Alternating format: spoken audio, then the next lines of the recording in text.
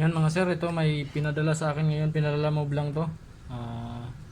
Saan ba to? Valenzuela ata galing to. Panel gauge ng Toyota Innova mga sir, na ang issue nito blackout issue. Tapos flooded din daw pala to, sabi ng may-ari. Kasi sinabi lang din ng may-ari na flooded to nung nung papunta na dito yung rider na ipadala niya na sa Lalamove. Kaya total nandito na rin lang, subukan ko na lang itong i-repair. Nalaman niya lang, saka lang din nalaman daw to ng may-ari mga sir na flooded pala, na nung tinanggal niya tong panel gauge. Bagong bili lang daw niya to tong sasakyan. Hindi naman daw sinabi dun sa dating may-ari na flooded pala.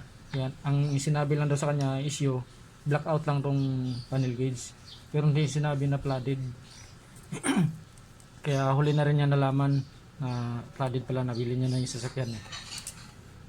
Kaya subukan natin itong i-repair mga sir. Nandito na rin Sana kaya pa itong i-repair.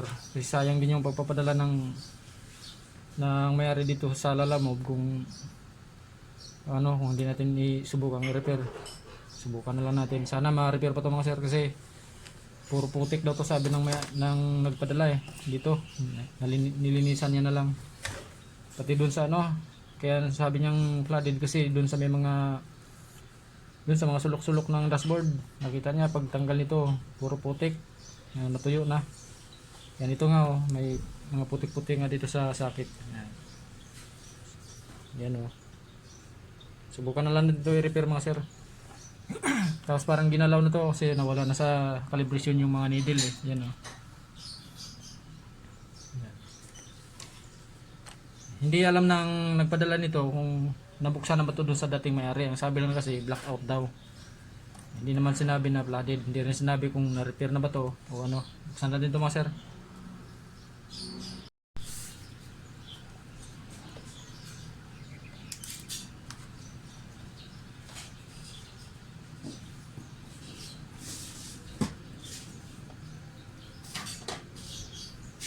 Mukhang sinubukan na nga itong ayun may mga bakas-bakas mga sir, mancha-mancha. Baka nababad to sa tubig ito, stock up mga sir, yung matigas yung sa RPM. Ito malambot sa speedometer. Ayan. Dito mukhang stock up, matigas. Ito okay yan. Yan, malambot sila itong tatlo. Itong isang matigas sa RPM. Kalasin natin to.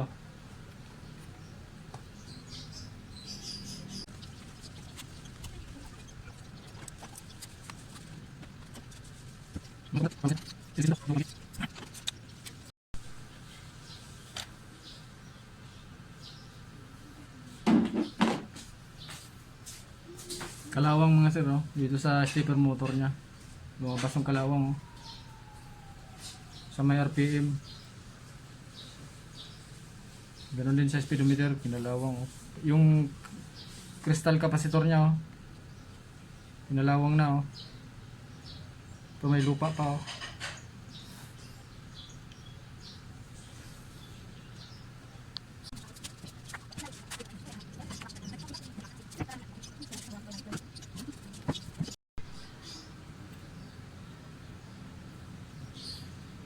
putik mga sir yan, putik.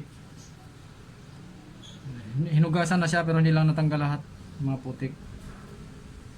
Yan, may mga corroded mga sir na piyesa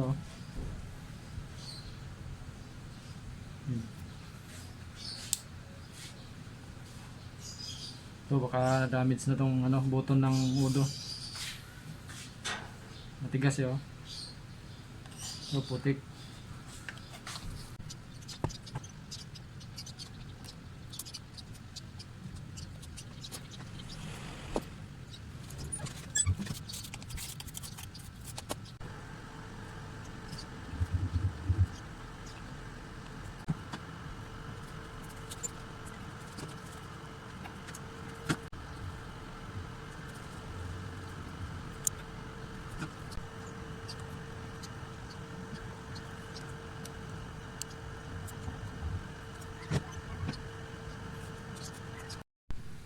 Yun mga sir, after repair mga sir, tapos yung yung sa RPM na motor, naayos ko na rin, hindi na rin siya nag-stock up. Kaya na-stock up siya, matigas sa pihitin yung yung needle. Matigas pag ginalaw. Ngayon smooth na siya. Bali puro kalawang sa loob mga sir nitong stepper motor.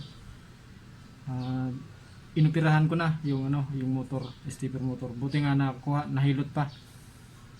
I-assemble ko na ito mga sir, tapos i-testing na natin, power up natin kung function na yung mga needle, saka kung function na yung buong panel gauge nya.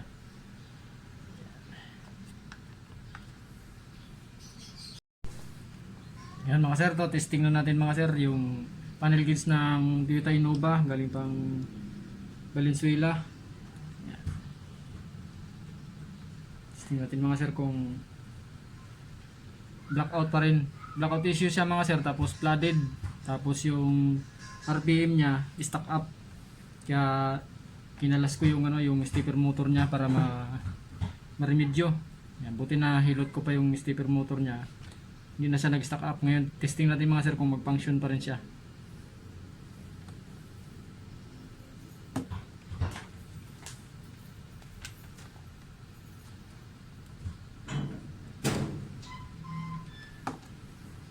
Toyota Innova mga sir, blackout issue, tapos flooded siya.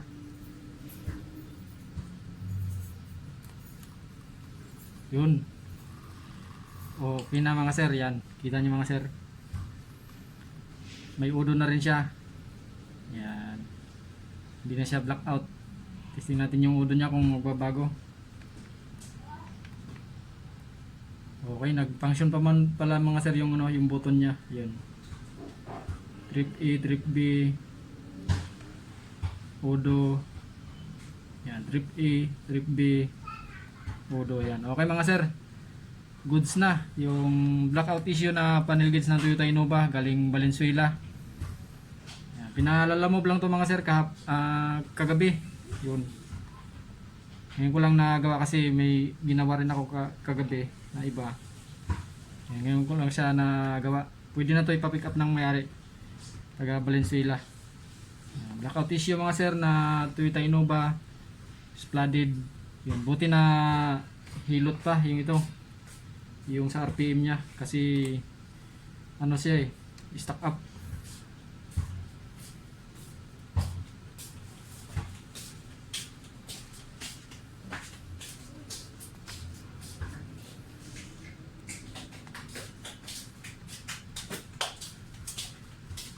Yan.